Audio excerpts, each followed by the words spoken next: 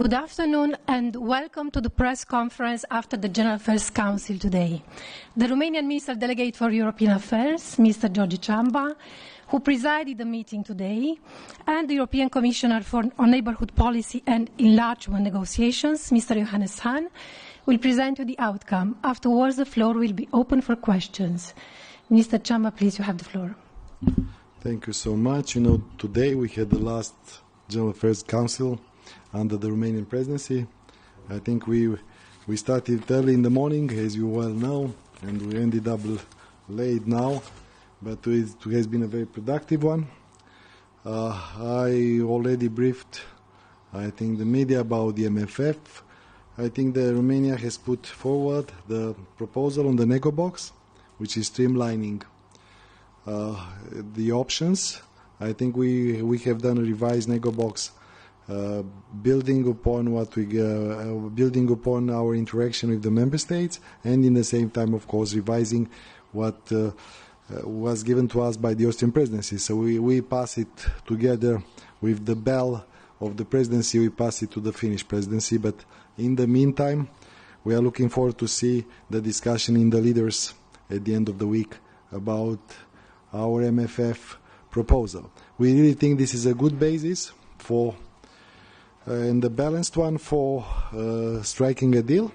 It has the right balances inside, and the fact that there were some countries that were not so happy, I think in a way proved that we preserved the neutrality, we preserved the presidency honest broker mission by, you know, not doing too much, not doing too little. I think this is something that could be a compromise base. On the other subjects, I think we discussed this information, and this was as part of the conclusions for the European Council. I think we discussed the work that Romania has done so far about this information. We came back to the General Affairs Council, and we are going to go back to the European Council after the European Council in March and after the General Affairs Council in March.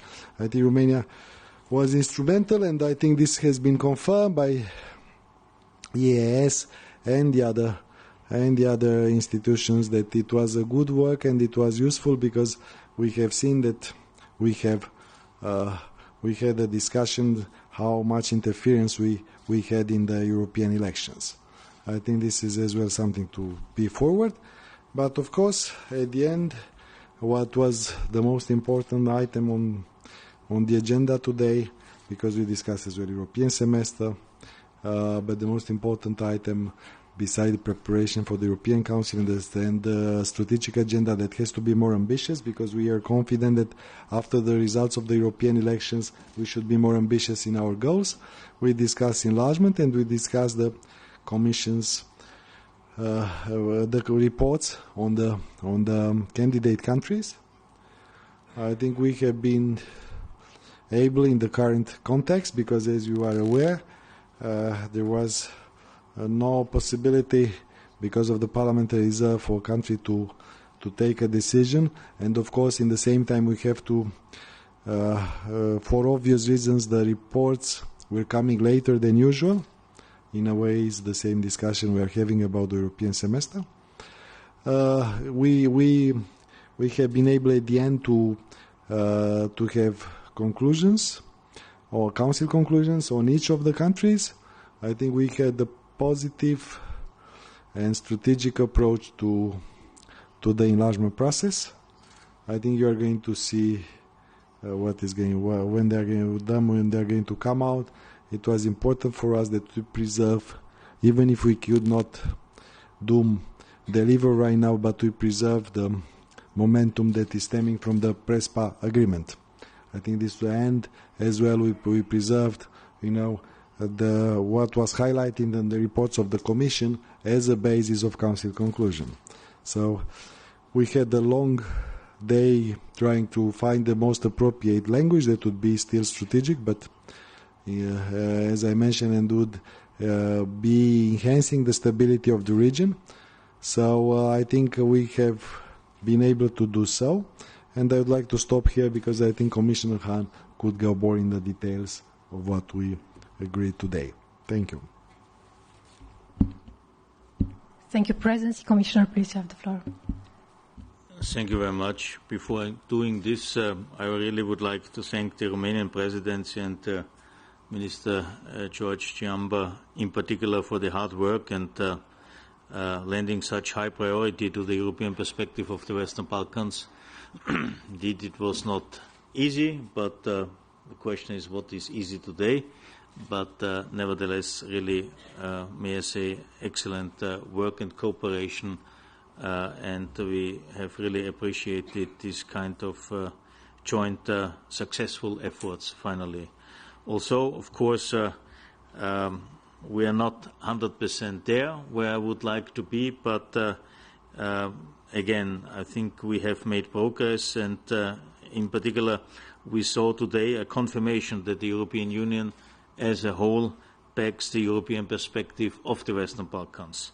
The Council also underlines the geostrategic importance of integrating the Western Balkans, and as I said it in my introduction today, we are not talking about the backyard of the Union, it's the inner courtyard of the Union, and therefore it's obvious that hopefully sooner than later these 6 countries can be integrated.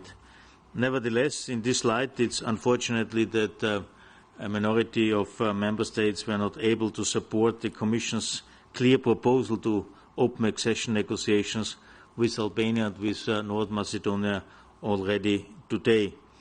It remains the Commission's firm belief that the Union has to reward those who have delivered on all the requirements the Council itself had unanimously set here in Luxembourg exactly 1 year ago. Our collective credibility is at stake, and our incentives and leverage for tough reforms across the region are equally, so to say, at stake. We are not proposing this to be nice to specific countries, but because it's in our very own self-interest. Either, as I'm always saying, we export stability or we would import instability, and therefore it's so important to work together with these countries in order to improve the living conditions of citizens there. Therefore, enlargement policy only works if it remains based on individual merits and incentives. Let's be clear, today we risk not having a credible process at all. As today's conclusions say, enlargement is a strategic investment in peace, democracy, prosperity, security and stability in Europe. I therefore trust that the Member States will not now all be able to decide straight after the summer. Indecision and inaction are not an option, and I am convinced and trustful that all Member States and their respective institutions will have the ability and the time frame to look into our report and our recommendations and to have a thorough assessment. Concerning now some details concerning the Commission's opinion on Bosnia and Herzegovina's membership application, the Council will, as expected, react once it has had the time to study the roadmap, which we proposed at the end of May. Concerning Turkey, the Council confirmed that the country keeps moving away from the European Union by its own decisions. Therefore, the de facto hold to the accession negotiations, which the Council decided last year, remains in place. Our discussion was affected significantly by the situation of the hydrocarbon drilling of Turkish boats inside the Cypriot exclusive economic zone, which is unacceptable, and therefore the Council conclusions referred to this very, so to say, recent developments, and may I now quote, "The Council underlines the serious immediate negative impact that such a legal action have across the range of EU-Turkey relations, and further, the Council invites the Commission and the EIS to submit options for appropriate measures without delays." This can include, beside others, funding or high-level meetings. I look forward, nevertheless, to close this year's round of enlargement decisions with concrete results as soon as possible and by October at the very latest. Again, it's not just about being firm and fair with individual partners, it's a matter of credibility, accountability and strategic intelligence of the European Union as a whole. It should not seen something as, so to say, an action in itself. It should be seen as part of our strategic, so to say, orientation. And it was said by many participants today, if Europe really wants to play in the future a role as a player and not only as a payer on a global scale, it has to begin with a sound performance on our side at the Western Balkans as a precondition to be an acknowledged and credible partner also on the global scale. Thank you. Thank you, Presidency. Thank you, Commissioner. The floor is now open for questions. Please mention your name and the media that you're representing. Diego, first question. Thank you. Diego Velasquez for the Luxemburger Wort. It's a question for Mr. Hahn. Mr. Hahn, would you in retrospect say that it maybe was a mistake to publish the country reports after the European election, since you basically handed Germany a technical reason for not saying yes today, or for being a bit more ambiguous, and it didn't help Mr. Macron win the European elections after all? Many thanks. Well, I mean, it's well known. Usually we publish our report at the beginning of April. We have been asked by some member states, and you have mentioned one, and the other one was also, in a way, Germany, that this should be published later. I mean, Germany was very supportive on the French request, and others too. And it didn't come as a real surprise, but I have to accept the institutional procedures. And but I think today, and this is a quality of Europe at the end of the day, we have been able to find a good compromise with a clear perspective, with a clear deadline, and I'm very confident that at the latest in October the final decisions will be taken. Marina Maksimovic, Tanya News Agency. I have a question for a commissioner for the presidency. Commissioner, first I want to ask you, while you were presenting the EC reports on Western Balkans country, you said that you will in June engage in one more try to unblock the Belgrade-Pristina dialogue. Did you do something? Is there some contacts, any results, and what are your expectations from the Paris meeting? They are saying that there can be some kind of a map for the direction where this dialogue should go. Do you have any information on this? And a question for Mr. Kamba. Do you expect that during the Romanian presidency, Serbia should open some more chapters in the negotiation process? Thank you. Well, I had to deal in between a little bit with Moldova, and that's why I was distracted from dealing with the Western Balkans. And immediately after this press conference, by the way, I will travel to Chisinau to follow up on the recent events. I was there 2 weeks ago, and I think it's a very good development. And I also thank, by the way, Romania, which of course has a very particular interest and may I say also experience and knowledge on Moldova was very helpful to finally channel all these activities to have a peaceful transition in Chisinau.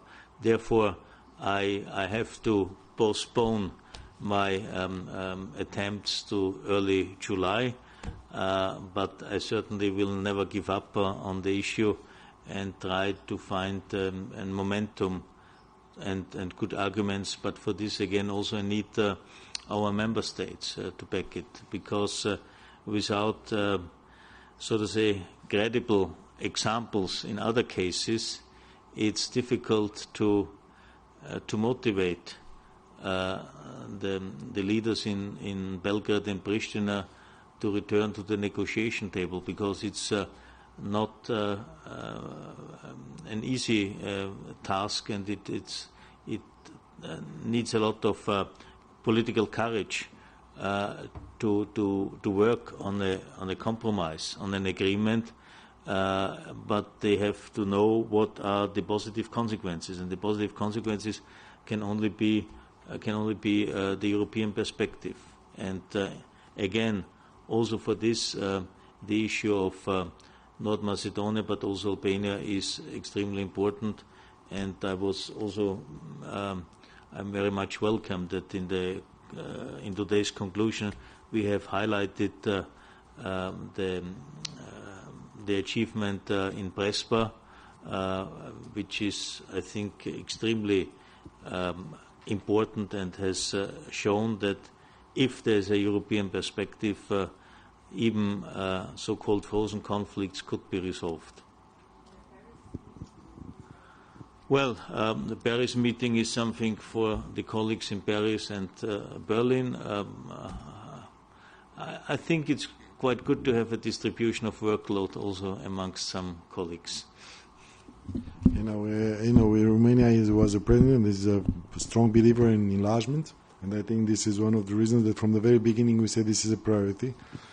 And I think this was the reason we invited a number of the candidate countries. We invited to a number of our informal meetings and many of the ministers of the candidate countries. I think this was a helpful thing, like we have done for the General Affairs Council informal in Bucharest. And of course we are confident that we would have liked to do with Serbia more, but of course we'll be doing at least one chapter, and I think would be before the end of the presidency, maybe one of the last things of the presidency is going to be this one. So we wanted to have more, we have more ambitious plans, both for Serbia and both as well for when it comes to the enlargement perspective. But I think that we are quite happy that today I think we have been able to preserve what we have received when we took over the presidency. So we are now confident that when it comes to Northern Macedonia and Albania, we preserved actually the momentum that we had, and we had a clear timeline, which is an important one.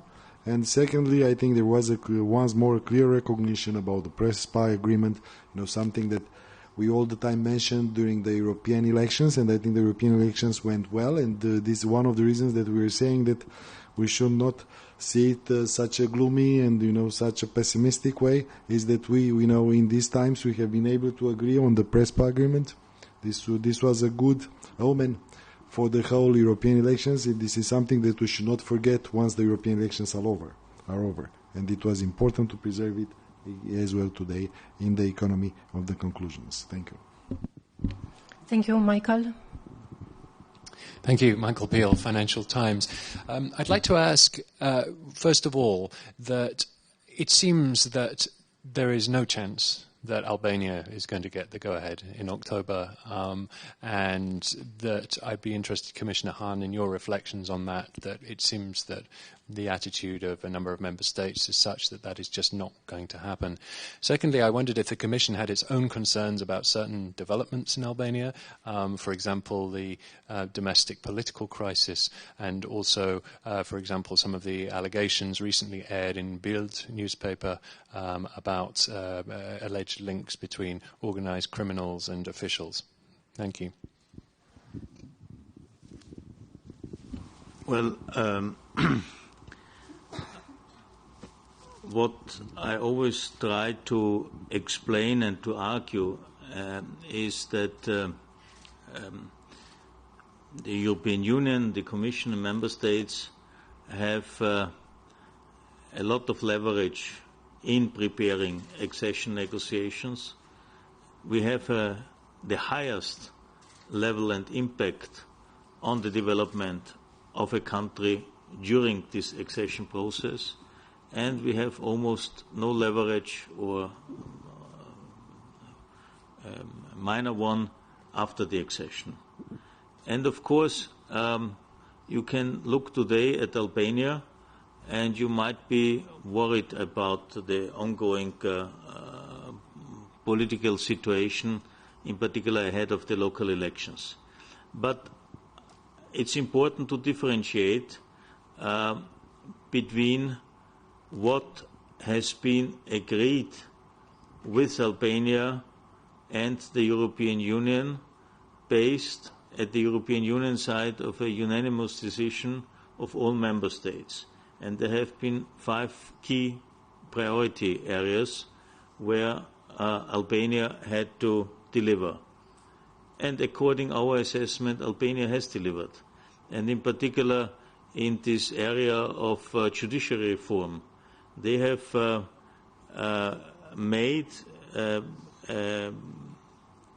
judiciary reform in so to say, unprecedented dimension and magnitude.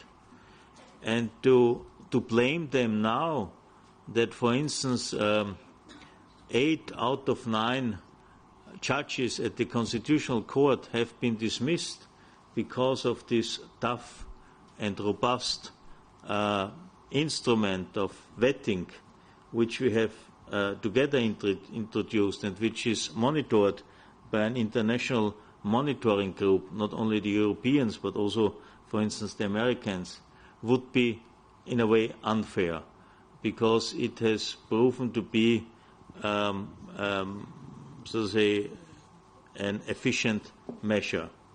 But of course, we cannot totally ignore the domestic political situation, and this is very much influencing, I have to say, the assessment of some of our member states.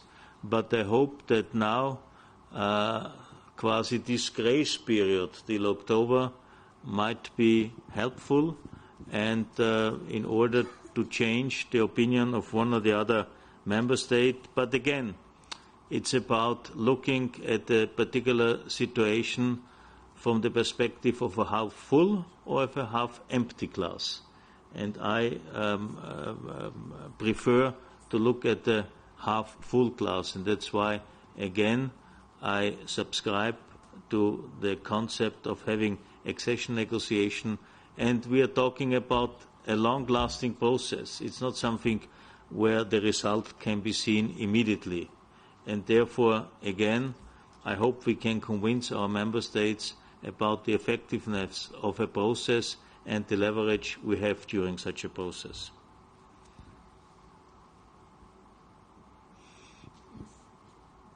Thank you. Tanja Milewska, Macedonian News Agency, Mia. The impact of this decision will be extremely disappointing for North Macedonia. I think you are aware of that, Commissioner.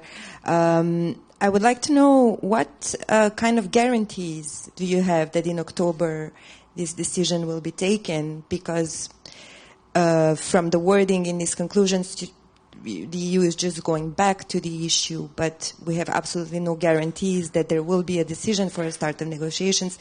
We had a promise last year, and we didn't get the date this year. So what kind of guarantees can you give to the leadership in North Macedonia, given all the sacrifices that were made in the past year and a half, that did not result even in a significant differentiation from Albania in these conclusions? And I would like to ask you personally, in retrospect, would you have separated Albania and North Macedonia from the very start? Thank you. Concerning your second question, no, because the process is a merit-based, and both countries, as I said, have delivered on what we have agreed with them. Second, I cannot give any guarantees, but I have listened carefully, and I think George can confirm it. We have listened carefully to our member states and their interventions, and they were full of appreciation of North Macedonia. So I'm very confident, and I have to say it was a very clear but very fair and honest statement of the German Minister Roth, telling us they have an institutional problem, or challenge, however you call it, that the German Bundestag doesn't have the time, didn't find the time, whatever, to deal thoroughly with it. And to be honest, I think we have to respect democratic institutions. We are pushing for implementing democratic institutions in a sustainable manner in the region. And then, of course, we have to respect if in one or the other member state our institutions need some more time. But again, listening to the representatives of the countries, to the leaders today, and not only today, I'm extremely confident that we will get green light in October. If you want me to address as well, I think what we were happy about is that we kept the achievements done so far. The fact that during the Romanian presidency we ended up the implementation of the PRESPA agreement of Northern Macedonia, and I think all the facts that were there are going to be there in October. So we didn't cut any piece of what has been achieved so far, and we have been able, and I think this is why we say from our point of view the presidency has done as much as it could, and I think this was a good presidency, and I should not say by myself, but it was a presidency which was believing in enlargement. I think we did not, hinder, and we put in October the same process that should have been if it was not this parliamentary, so to say, reserve in place in June. So I think it was important that we preserved exactly as it was, and when we are going to see the conclusions, I think it's going to be very clear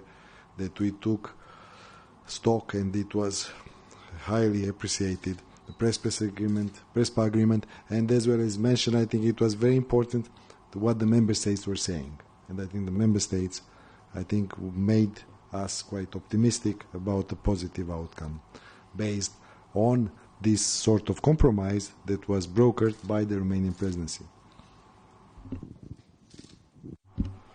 Thank you, Philippe.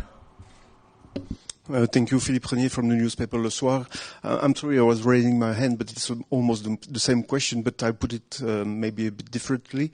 Because besides of the procedural problem with the Bundestag, you mentioned, Mr. Commissioner, the fact that you're fully confident that there will be a final decision in October.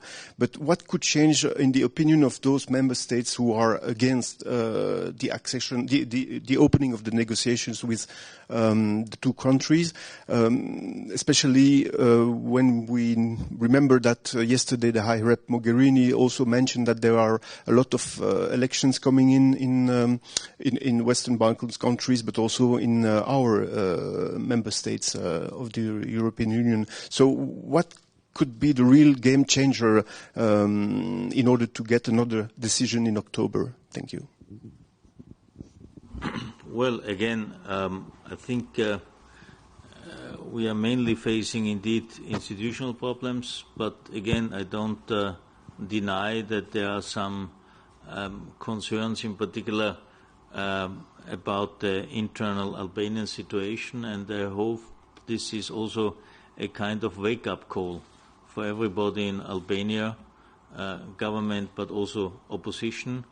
And again, I'm confident. And I think, for instance, today I had a very good conversation with the French State Secretary for European Affairs, because it's very often President Macron, but also others, which arguing that we should first, so to say, work on our performance as European Union, deepen the integration, etc., and then we should have the next accession. And I think we could clarify today that it's not about something which should take place one after the other, but both things take its time, and therefore we should launch or we should have both processes in parallel. I fully subscribe to the need to improve our decision shaping and making process inside the Union. And only yesterday in the Foreign Affairs Council we had a discussion about this. We had a discussion about, for instance, in foreign policy, having not always unanimous decisions in order to be fast, quick, active and not reactive. Indeed, and there are other areas which are not only related to foreign policy. So this is something we have to address, because already today with 28, unfortunately probably soon 27 member states, we are at our limits, and changes from my humble point of view are necessary. But as this takes time, we cannot wait till here, so to say, a decision is taken and then we only start the accession process. We have to do it in parallel, and I have understood that this view is seen similarly, for instance, by the French, and it is also expressed today in the Council conclusions. I think it's, can some colleagues help me, which paragraph? 3. In the paragraph 3, you can find quasi a reference to these reflections. If I may as well add a lot or something, what was refreshing today was that, there was an acknowledgement that, enlargement is not just a piece of policy, it's a strategic part of the Union. And there was as well an acknowledgement that in order to, one of the themes of the Romanian presidency, cohesion, in order to, if we are not going to be able to achieve results, this is not going to help with our internal cohesion. I think, it's important that what we were saying, that Europe, if it wants to be a global player, has to be first a regional player and has to have a role of stabilization in its neighborhood. And I think this the best way to proceed and the best set of policy that Europe has, it's enlargement, and this is how it worked. And today I could hear a lot of encouragements about the strategic dimension of enlargement and what it brings as well for this global role that Europe should be playing, and that everyone wants to enhance. So in a way, I don't think there is a contradiction in terms that you want to do more Europe and you want enlargement. Okay, so we have one more question there in the back. Eris UK, ABC News and Clan TV. Question for Minister, first of all.